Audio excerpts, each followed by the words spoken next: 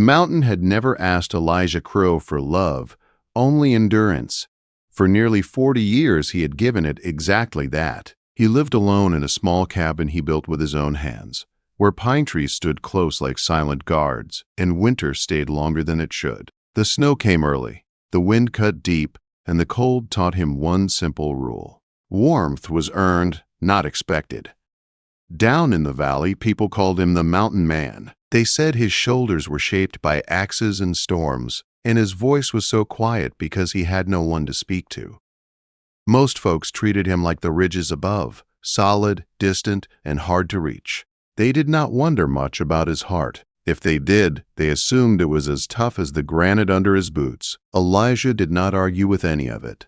He had learned long ago that needing people could break a man. Solitude felt safer. He could depend on his hands, his tools, and the steady rhythm of the seasons. Yet, as the years piled up, the nights began to feel longer. The wind sounded louder. The cabin felt too quiet, as if the silence itself was pressing in. Then, a letter arrived. It was creased and smelled faintly of ink and dust. Elijah stood at his table and read it twice, not because it was long, but because the words felt strange in his life. The letter offered a marriage arranged more from need than love. A woman would come to him, and in return he would give her a home, food, and safety. It was not written like a love story. It was written like an agreement.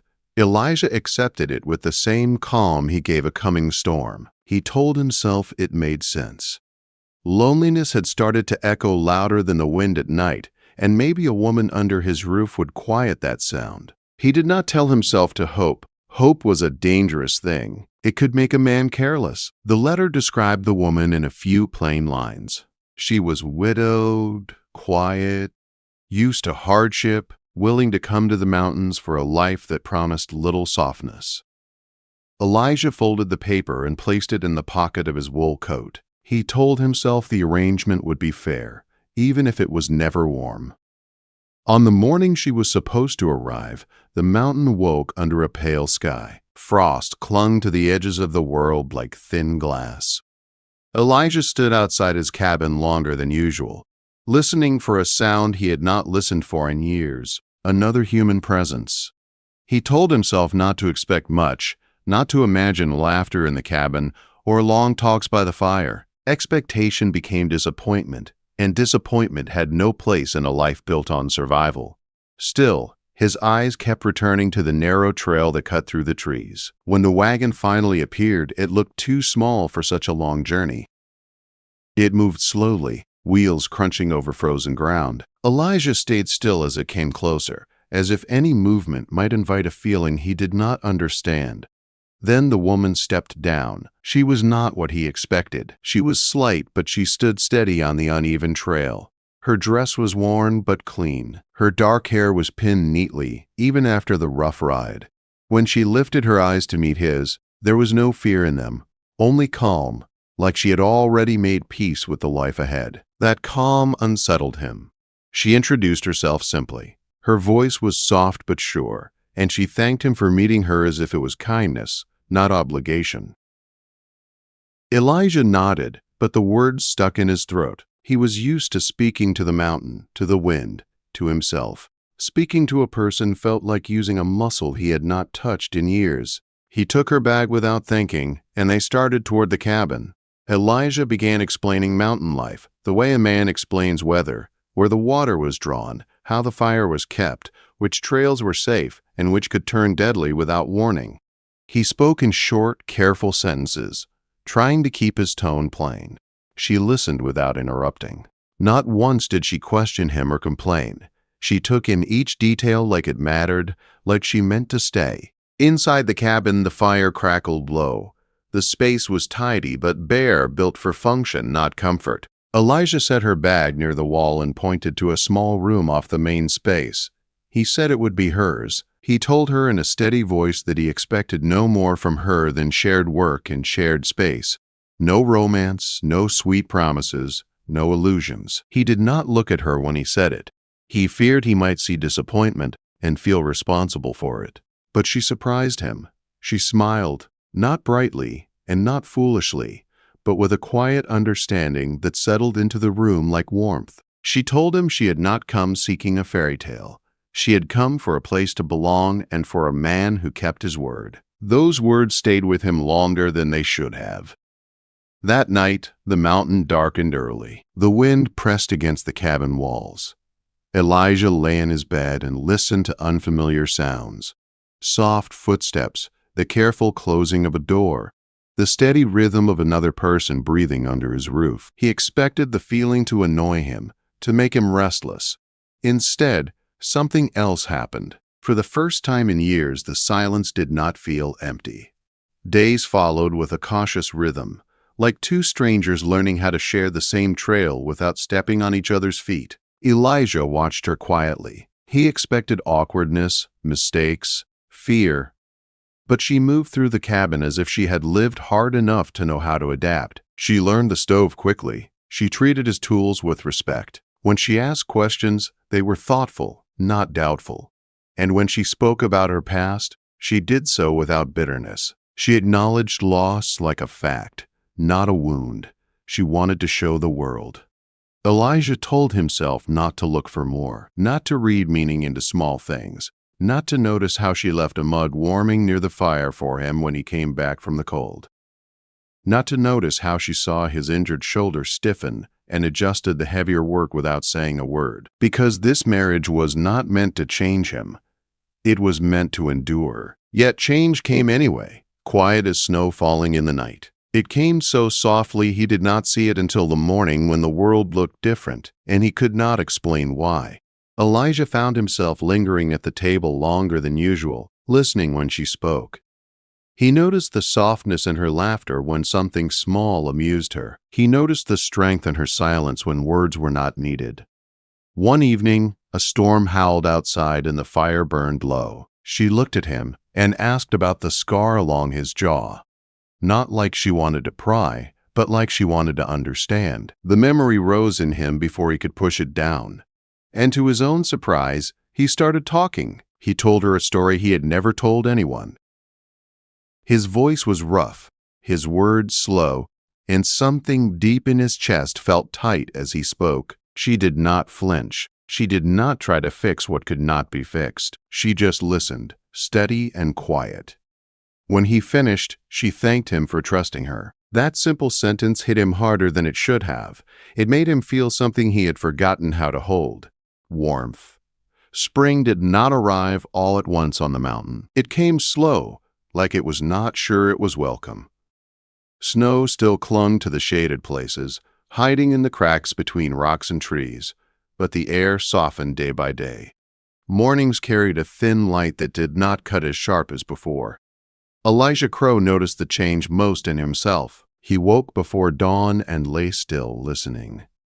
For years, mornings had started in silence, broken only by wind or the snap of the fire dying out. Now there were other sounds: a kettle being set on the stove, a careful step across the floor, a quiet breath from the next room. Strange as it felt, those sounds became the calmest part of his day. For most of his life, Elijah believed solitude was strength. Needing no one meant no one could leave him. No one could fail him. No one could break what he had worked so hard to hold together. The mountain had taught him that lesson early and well, but the woman who came to him under a cold agreement began to undo that belief without trying. She did it simply by staying, their days filled with work, the kind that never truly ended on the mountain.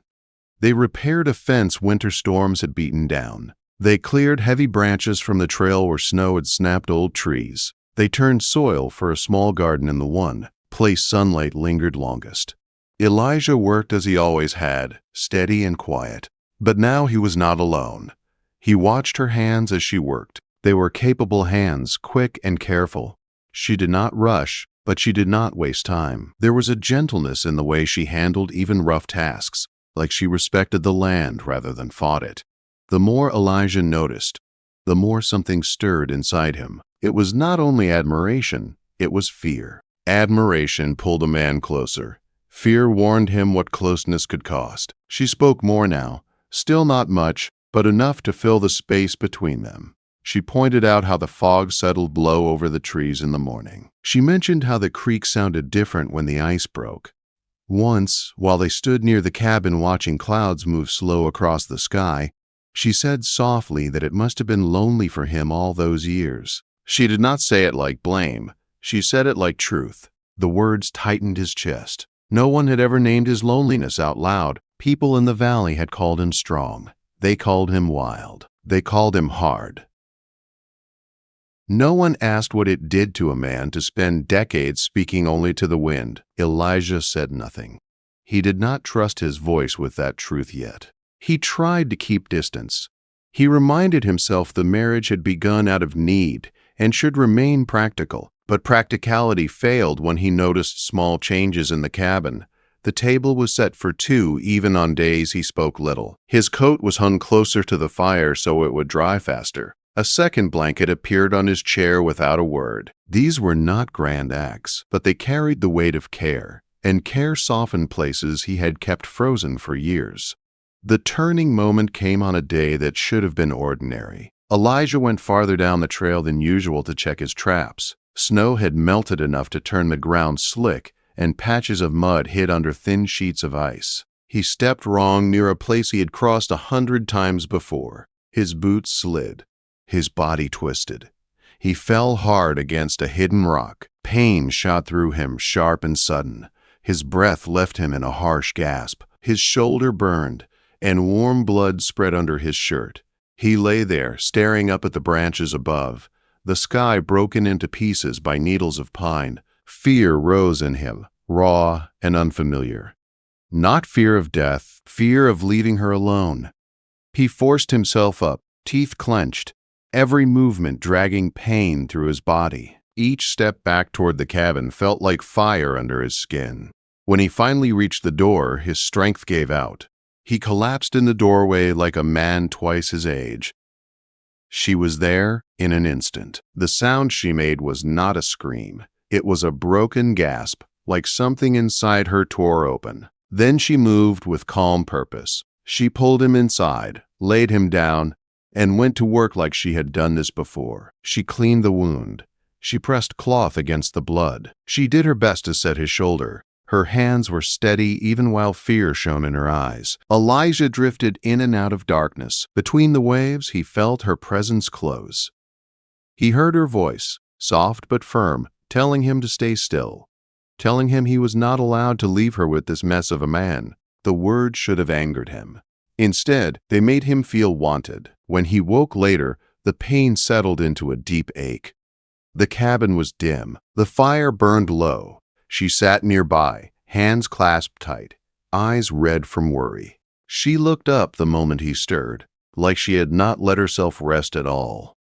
She helped him drink water. No mocking, no scolding, only care. Elijah stared at the ceiling and realized no one had ever looked after him like this. Not out of duty, not as payment, but because she could not bear the thought of losing him. Recovery forced him into stillness. It forced him to accept help. Helplessness stripped away the hard shell he wore like armor. In those quiet days, she spoke more of her past. She told him her first marriage taught her endurance, not love. She lived years feeling unseen, like a shadow in her own home. When she became a widow, she learned loneliness in a crowded place could feel worse than solitude in an empty one. That was why she came.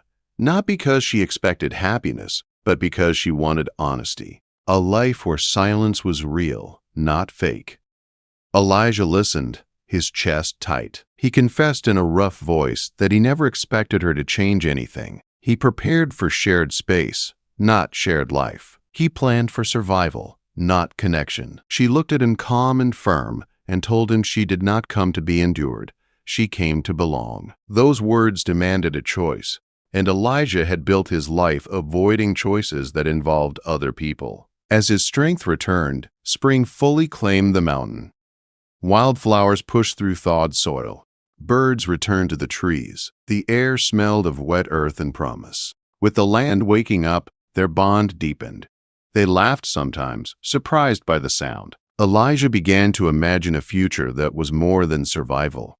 A future with shared evenings by the fire. a warmth that had nothing to do with flames. Then the mountain tested them. It began with voices on the trail.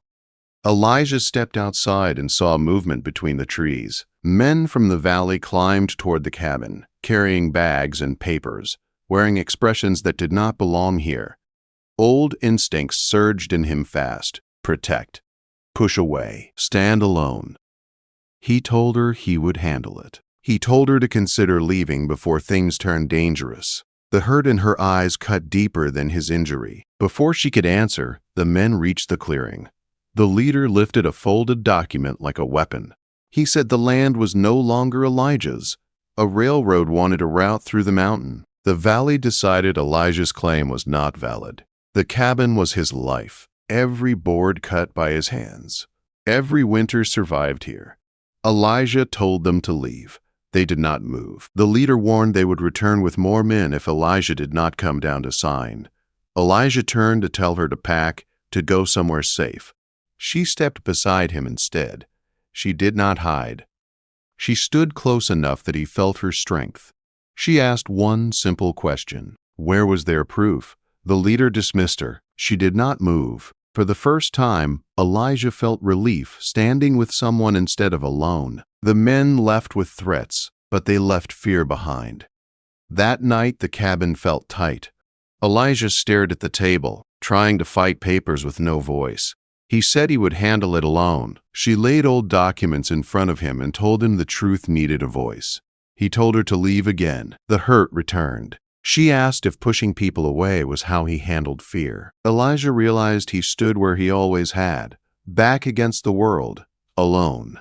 He looked at her and saw what he would lose. He admitted he did not know how to belong to someone. She told him she was not asking for perfection. She asked him to stop shutting her out.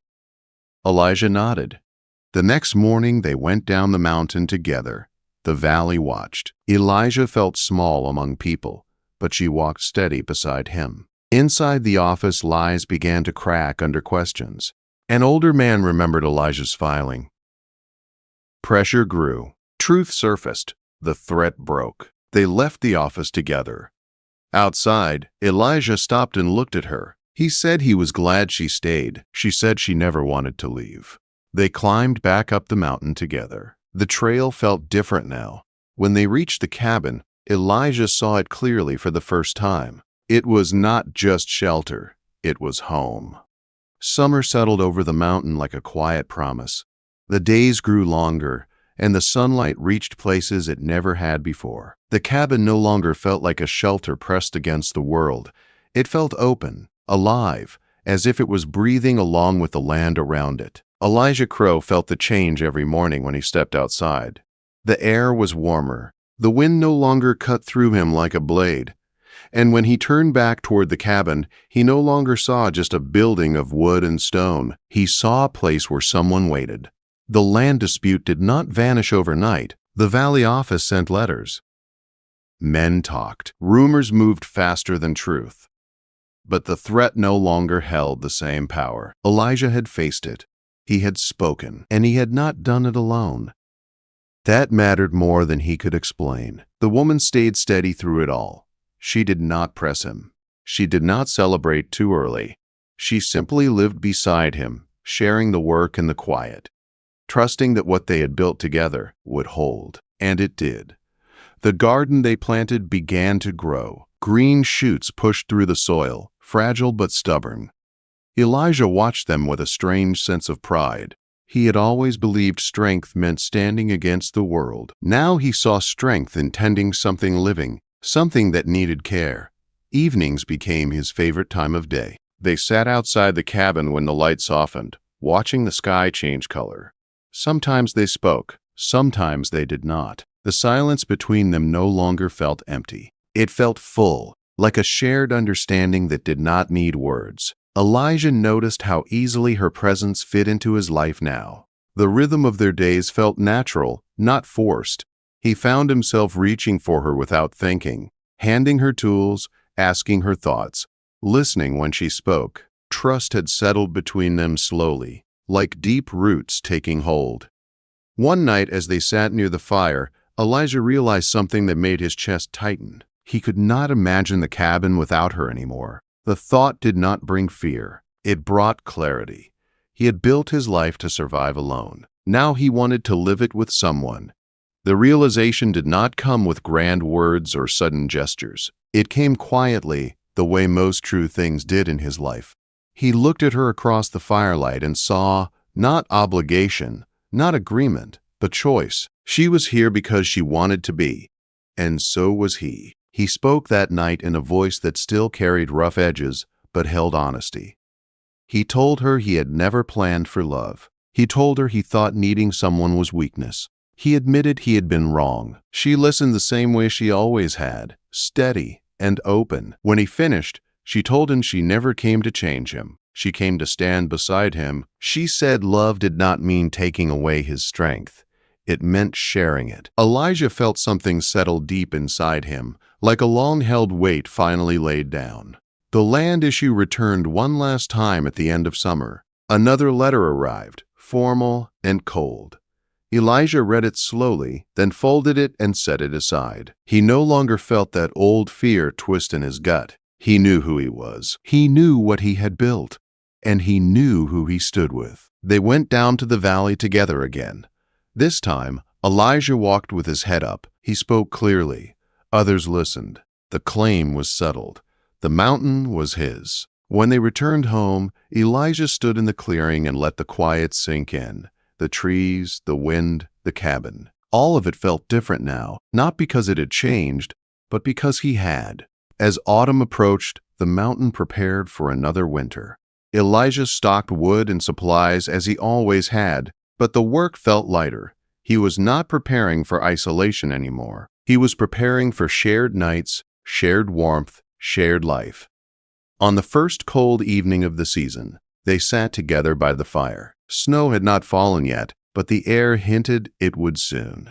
Elijah looked at her and felt no fear of the long months ahead. For the first time, winter did not feel like something to endure. It felt like something to face together. Elias Crowe had prepared for a cold, loveless marriage on the mountain. He had expected survival and silence. What he found instead was belonging, and that changed everything.